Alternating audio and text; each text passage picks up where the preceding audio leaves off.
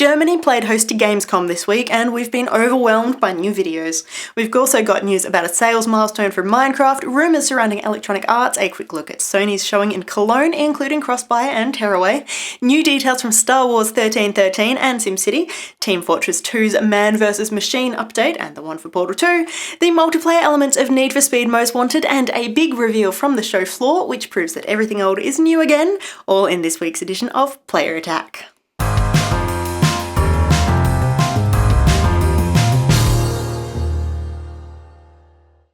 Hi, I'm Jessica Citizen. Congratulations are in order for Swedish developer Mojang, who this week confirmed it has sold more than 7 million PC copies of blocky world builder Minecraft.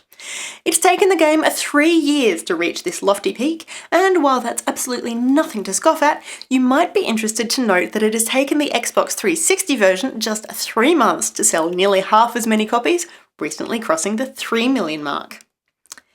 Now, there were a few interesting rumours during the rounds this week, and one which hasn't yet been either squashed or confirmed relates to Electronic Arts.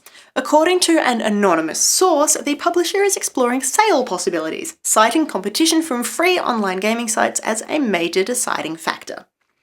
Company shares are down 36% in 2012, and 2 private equity firms have allegedly approached EA about making a deal.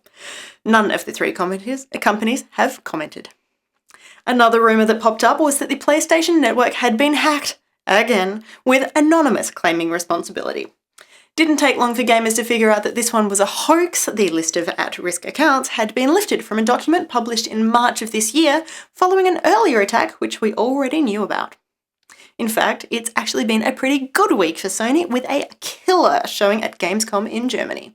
One of the highlights of the show was the announcement of Crossbuy, an initiative which means you will simply buy a game on PS3 and you'll receive it on Vita as well for no extra charge. The first game to get this treatment is PlayStation All-Stars Battle Royale, which has just been delayed by a month. But there are plenty of Sony games also supporting Crossbuy, including Sly Cooper Thieves in Time and Ratchet & Clank Full Frontal Assault, while this week's release of Sound Shapes enjoyed a similar buy one, get one free kind of deal. Something that probably will only be seeing a release on Vita, for obvious reasons, is Tearaway from the creators of Little Big Planet. The hero of the game is Iota. He's very small, he's made of paper, and he has a special message just for you.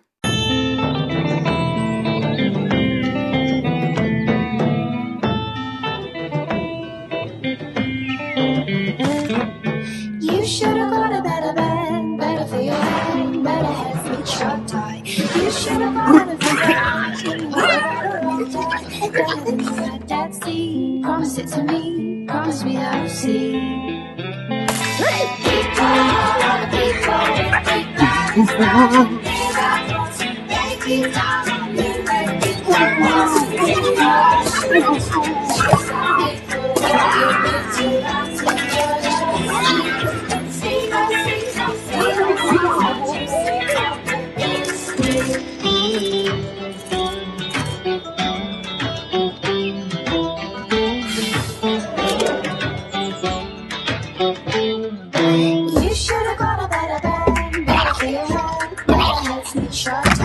You should have got out of the ride. Even though you're better off dead, better than the red Dead Sea. Promise it to me. As you can see, it is the sort of game that wouldn't have been possible without the Vita hardware. Tearaway uses the built-in camera, front and rear touchpads, gyroscopes and motion sensing, and even the console's microphone. And, there's some augmented reality stuff thrown in for good measure as well. No release date has been mentioned for Tearaway just yet, but keep an eye out. Something tells me this game is going to be big. Something else that is definitely going to be big is Star Wars 1313. Don't write this one off just because it's tied to a certain movie franchise. LucasArts is taking a very mature approach to the game, and our first look at gameplay should be enough to convince the non-believers.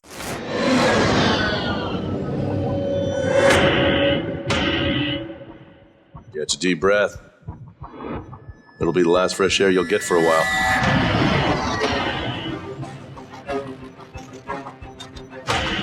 Cargo lane cleared for descent to level 1313. The rings aren't on Coruscant. They're underneath it.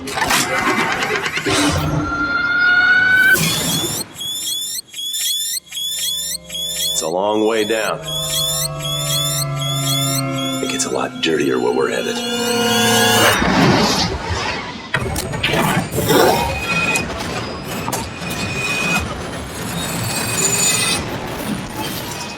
No release date for Star Wars 1313 yet either, but there is no way this one's going to slip below anyone's radar.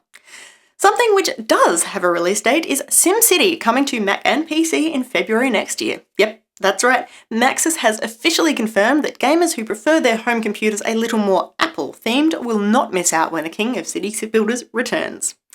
It's all a nod to the days of yore, with the developers deciding that there was no difference between the platforms when the game came out originally, so why should there be one today? If you want to get in on some city building action before the game hits the shelves, hop on over to the Maxis website. Sign-ups are now open for the SimCity closed beta.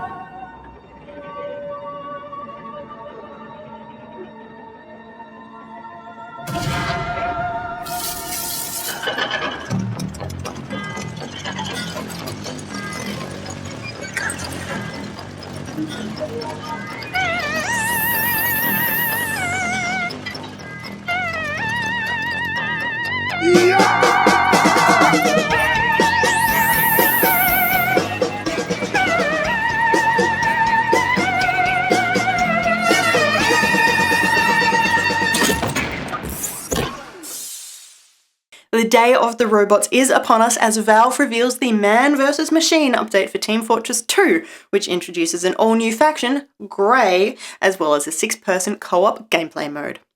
Your task is to team up with 5 of your mates and tackle a lethal swarm of familiar-looking robots which attack in waves. Team Fortress 2 has also introduced a new gameplay mode, Man Up, which gives gamers a higher chance of winning great loot, but which costs around $1 of real money in order to play.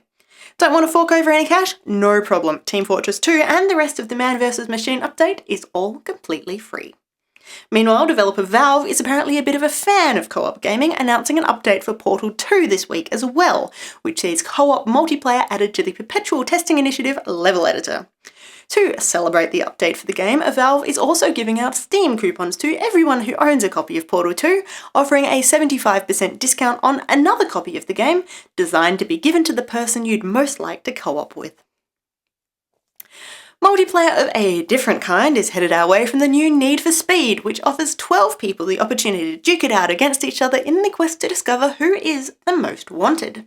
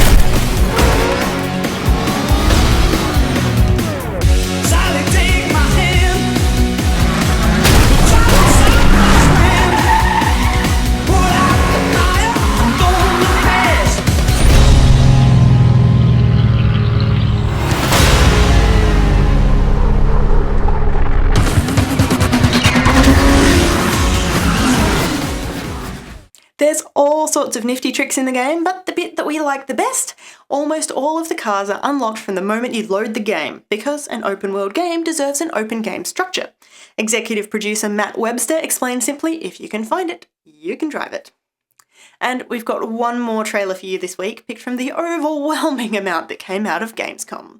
Remember Me was another of the week's big reveals, this time from Capcom. It's a futuristic action game set in a dystopian future Paris. A friend once said, "The memory of a single man is a fortress, more complex than the vastest of cities." But we invented a key to the fortress. The son's first words, a mother's last words, a lover's kiss, a father's deception. There are no secrets anymore. And if remixing a single memory can change a man's life, then changing a single man could remix the world. That was my job until someone did it to me. A surprise hit, Remember Me took the German audiences by storm, despite this not actually being the first time we'd seen it. You see, Remember Me wasn't always called that, and it didn't always involve Capcom. At Gamescom 2011, we were treated to a dark dystopian action game set in Paris, known as Adrift. It was completely unfinished, and the trailer we were shown was simply an assortment of concept art. 12 months later, the game's been dropped by Sony, picked up by Capcom, polished up a bit, given a new name and a few storyline tweaks, and is now one of the games topping just about everybody's want list. For the full version of those trailers, or for more information on any of these stories, head to playerattack.com. I'm Jessica Citizen. We'll see you next week.